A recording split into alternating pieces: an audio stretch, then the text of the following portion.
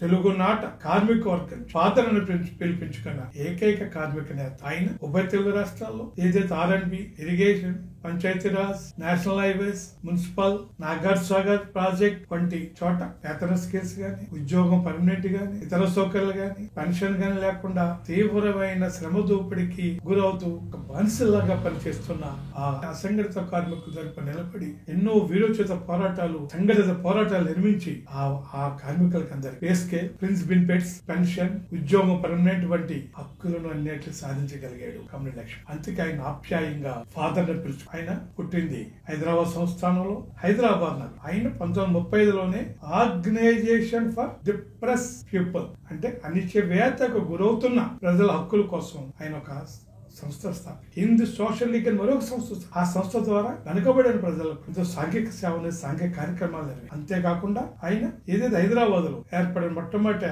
Trade union, all Hyderabad trade union Congress, దానికి ఏర్పాట్లో ఆయన ప్రముఖ పాత్ర వహించాడు. ఏర్పాటు చేసిన ముఖ్యులు ఈయన ఒకడు. ఆ తదనంతరం ఆంధ్ర మహాసభని, కమ్యూనిస్ట్ పార్టీని ప్రధానంగా హైదరాబాద్ లో ఏర్పాటు చేయడానికి తీవ్రంగా కృషి చేశాడు. అంతేకాకుండా ఆంధ్రబాద్ సభకి, కమ్యూనిస్ట్ పార్టీకి హైదరాబాద్ నగర మొదటి కార్యదర్శి కూడా పనిచేశాడు. తెలంగాణ రైతాంగ సాయుధ పోరాటంలో కూడా ఆయన భాగస్వామి అయ్యాడు. ఆ సందర్భంగా 1940 నవంబర్ 48లో జైలు జీవితం కూడా. ఆ తర్వాత భారత కమ్యూనిస్ట్ పార్టీ అంటే ఉమ్మడి కమ్యూనిస్ట్ పార్టీలో ఆయన రాష్ట్ర కౌన్సిల్ సభ్యుడిగా, IITC జాతీయ కౌన్సిల్ సభ్యుడిగా పనిచేశాడు. తదనంతరం ఆయన మిర్యాలు కూడా 1942 నుంచి 47 మిర్యాలు కూడా నుంచి పార్లమెంట్ సభ్యుడిగా ఆయన కొనసాగారు. ఆయన పార్లమెంట్ సభ్యుడిగా ఉన్న సమయంలోనే విశాఖ ఉక్కు, ఆంధ్రులక్క నుంచి ఒక గొప్ప ఉద్యమం కలిసి ఇప్పుడు ఏదైతే విశాఖ ఉక్కుని ప్రైవేటులకు అమ్మేయడానికి అటు కేంద్ర ప్రభుత్వం, ఇటు చంద్రబాబు, పవన్ కళ్యాణ్ వీళ్ళందరూ ఏదైతే కుట్ర చేస్తున్నారో ఆ వైజాగ్ స్టీల్ ప్లాంట్ ఏర్పాటు చేయడానికి 1960లో గొప్ప పోరాటం జరిగింది. ఆ పోరాటంలో 32 మంది యువకులు పోలీసు కాల్పులకు బలయ్యారు. ఆ కాల్పులకి నిరసనగా విశాఖ ఉక్కు, ఆంధ్రుల హక్కు ఉద్యమాన్ని సమర్థిస్తూ విశాఖలో ఆంధ్ర ఉక్కు ఫ్యాక్టరీని ఏర్పాటు చేయాలని డిమాండ్ చేస్తూ తన పార్లమెంట్ సభ్యత్వాన్ని రాజీనామా చేశాడు లక్ష్మీదాస్.